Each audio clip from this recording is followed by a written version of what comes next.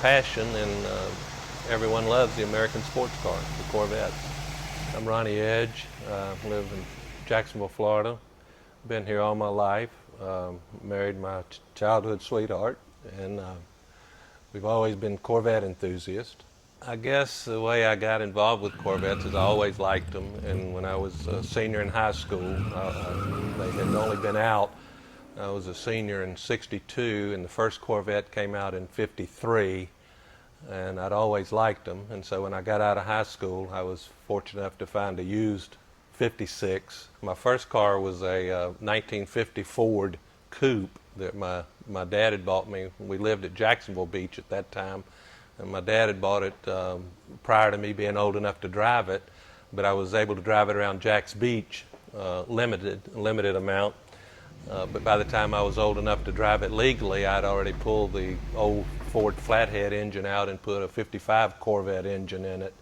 So I guess that's really part of the Corvette legacy too with us. Back in '63, driving the '56, going to pick Pam up, back in those days, we wore white socks with penny loafers and Levi's, and the car would leak and run down the inside of the dash and get the dust and dirt off of the wires and stuff, and get on my white socks. And the time I go to pick her up, my socks look dirty. But the '63 was a lot of fun. Like I said, Pam drove it to to JU, and at that time we didn't have any children, but we had a little white poodle, and Pam used to like to dye the little poodle different colors just for kicks, you know. And we've got several pictures of that little poodle, I think in pink, sitting up on that Corvette, just, you know, something to do. We've just always liked Corvettes and had them throughout our married life, and we now own 4. We're in the process of looking for another one. This is, of course, a 1957 fuel-injected Corvette, which I'd been hearing about the car for a number of years, and people would say, "Man, you ought to see this '57 Corvette in St. Augustine." And I'd heard it was black, I'd heard it was blue, I'd heard it was white. And he said, well, he wanted to contact me because he knew I was interested in Corvettes. He didn't know at that time it was one I'd been hearing about or kind of seeking in the past. But when he called me and we found out which one it was, and we went and looked at it, and we bought it immediately. When we were there looking at the car and decided we wanted to purchase it from him, he brought out a few things that his mother and dad had saved or collected over the years. This is a picture of the Chevrolet dealership here in Jacksonville that it was delivered to in August of 1957. His mother had bought him the car originally, had taken when he brought the car home, as we all do when we get a new car, we like to take pictures of it. Well, those photographs are dated, and I even have the envelope that they came in. These photographs, we have the dated photographs that came in the envelope, which, by the way, is dated, as well as the price for what he paid for those. This is original photos of Wayne when he got married to his wife, who is his present wife today. It's pictures of them on their honeymoon with the car. 50 years later, the same couple, same pose. It's Johnson, the original owner, and his wife on their honeymoon, and then they did this photo later, and it was really a nice story. We have the price sheet, or the buyer's documentation from Gordon Thompson Chevrolet that documents this came as a fuel-injected Corvette, which is really hard to prove. Most people that own these cars that are fuel-injected cars, which is rare, can't prove that it was really a fuel-injected car. We can do that by the documentation from Gordon Thompson Chevrolet. So that was in there. There was some magazines, magazine where the car was featured on the cover in the centerfold of Corvette News.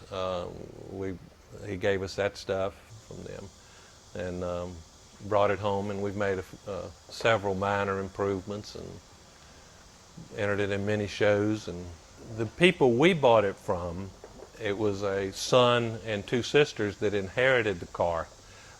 Their mother and father had owned the car since 1966. They made the decision to sell it. The car only had 2 previous owners. We're the 4th owners, and everyone's lived within 30 miles of where the car was delivered originally in Jacksonville, Florida in August of '57.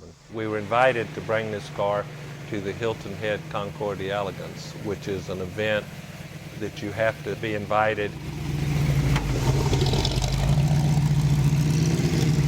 Then you have to submit photos and a little bit of history of the car, and then it goes before a review team, and then they decide whether they want the car in their show or not.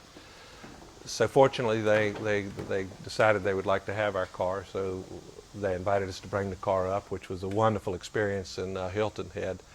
And we took the car up there, and first event like that, of that caliber that we had been involved with, actually with the car. We've been to the Concours d'Elegance at Amelia and saw what a wonderful show that was, and thought this would be a lot of fun, and it was. But the proudest moment, I guess, is when Pam and I had gone to lunch while we were up there with the car. They treated us to a wonderful lunch up there, all the participants. And we came back from lunch. We were there while the judging was going on, but the judges don't tell you anything. So we went to lunch, we came back, and the blue ribbon that we have hanging in the garage here was on the car. We got to drive the car up to the winner's circle, and at that time, they spoke about the car and presented you with the award. And you can see here that we were first place, best in class, and then one of Rick Hendrick's cars, everybody knows who he is, got second place.